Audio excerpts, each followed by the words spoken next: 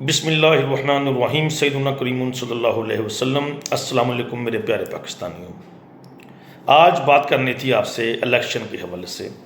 جیسا کہ آپ سب جانتے ہیں 8 فروری 2024 کو جنرل الیکشن کا دن ہے۔ اس دن آپ سب لوگوں نے ووٹ ڈالنے جانا ہے۔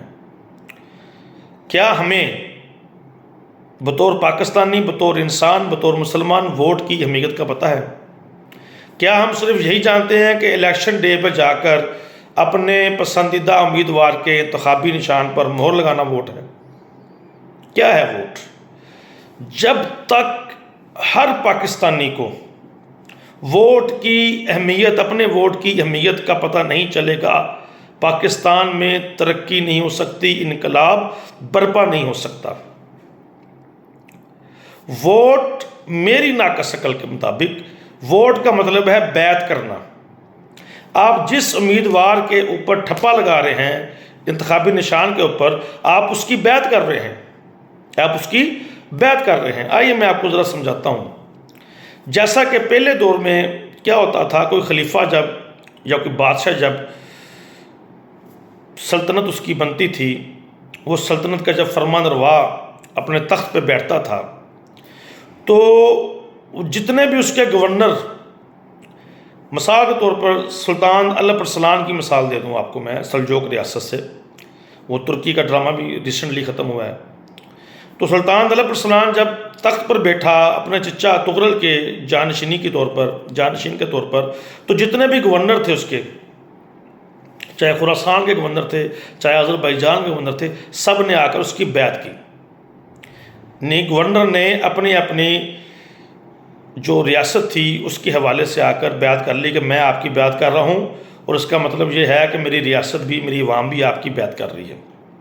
اب گورنر واپس گیا، چلے جاتے تھے بیعت کر کر۔ اب کوئی نیا گورنر جب نامزد کرنا ہوتا ہے کسی بھی بادشاہ کو یا خلیفہ کو، مثال کے طور پر جیسے الپ ارسلان کی بات کی ہے میں نے، کہ الپ ارسلان نے بیجاپور کے اوپر کوئی نیا گورنر بنا کے بھیجا ہے۔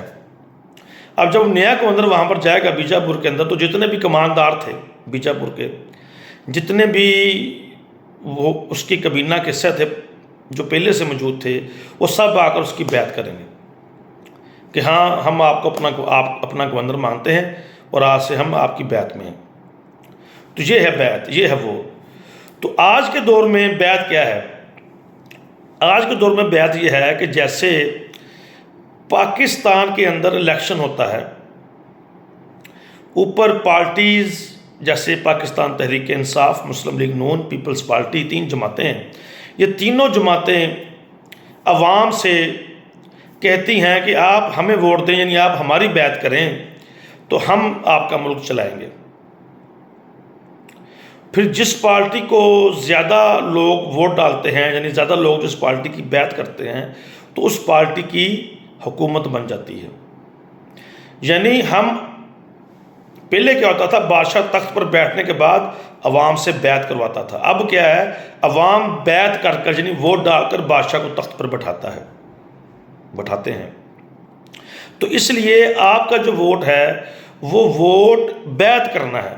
یہ وہی بیعت ہے میرے دوستو، جو جب یزید بنا تھا گورنر یا خلیفہ جو بھی کہہ لیں آپ، تب تخت پر بیٹھا تو اس سے جن سے خطرہ تھا، اس نے مدینہ شریف کے گورنر کو کہا کہ سیدنا امام حسین سے کہو میری بیعت کرے۔ تو سیدنا امام حسین نے کیا جواب دیا تھا کہ مجھ جیسا اس جیسے کی کیسی بیعت کرے گا۔ تو یہ سمجھانے کے لیے بات کی میں نے۔ بیعت رضوان جب آپ صلی اللہ علیہ وسلم نے سیدنا عثمان غنی رضی اللہ تعالیٰ عنہ کو بھیجا تھا، مکہ مکرمہ حج کرنے کے لیے نکلے تھے، آپ ایک جگہ پڑاؤ تھا غالباً حدیبیہ کے مقام پر، تو افواہ پھیلا دی گئی تھی کہ سیدنا عثمان رضی اللہ تعالیٰ عنہ کو نعوذ باللہ قتل کر دیا گیا ہے، شہید کر دیا گیا ہے۔ تو آپ نے سب صحابہ سے بیعت لی تھی اور کہا تھا کہ ہم عثمان کے قتل کا بدلہ لیں گے، کہ یہ بھی بیعت ہے۔ یہ ایک دوسری طریقے کی بیعت ہے، اس کا کنسیپٹ ووٹ کے ساتھ نہیں ہے۔ اس کا کنسیپٹ ایک شیخ اور مرید کی بیعت ہوتی ہے، اس کا کنسیپٹ بھی ووٹ کے ساتھ نہیں ہے۔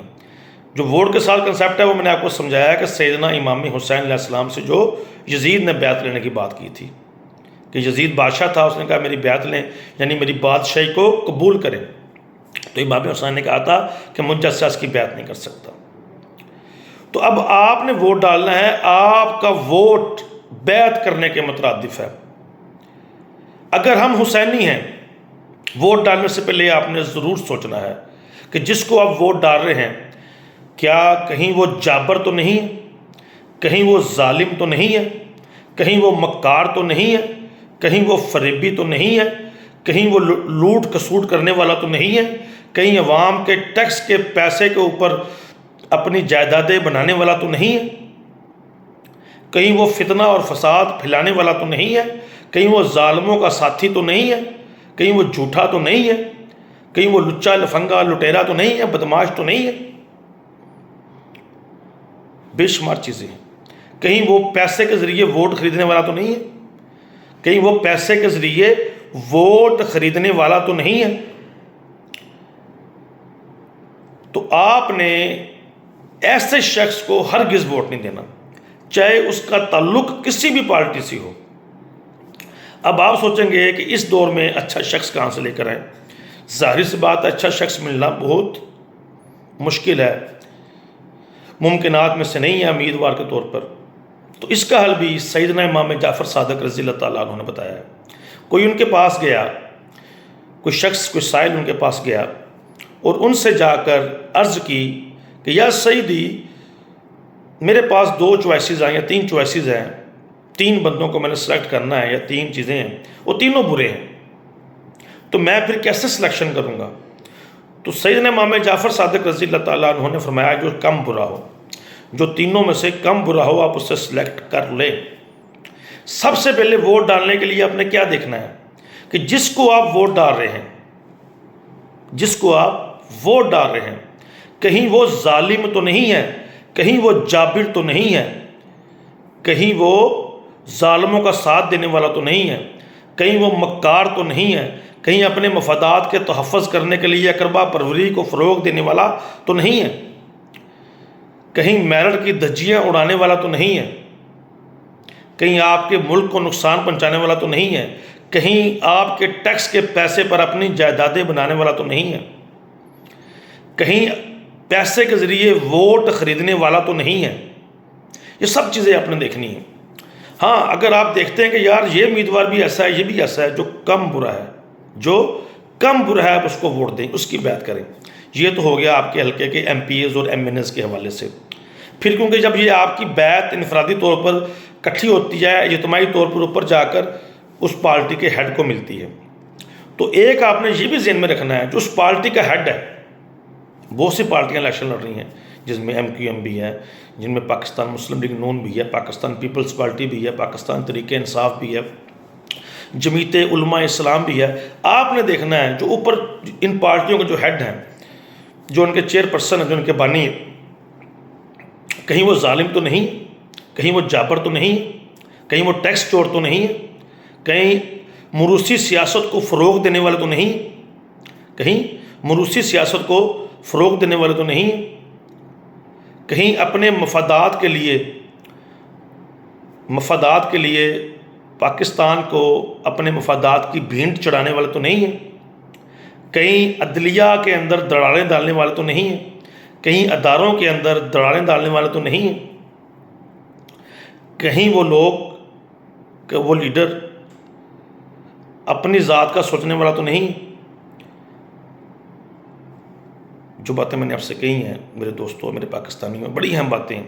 ووٹ کا مطلب بیعت کرنا ہے، تو آپ نے بیعت کرنی ہے کسی اچھے انسان کی، سچے انسان کی۔ جابر اور ظالم کو آپ نے ہرگز ووٹ نہیں دینا۔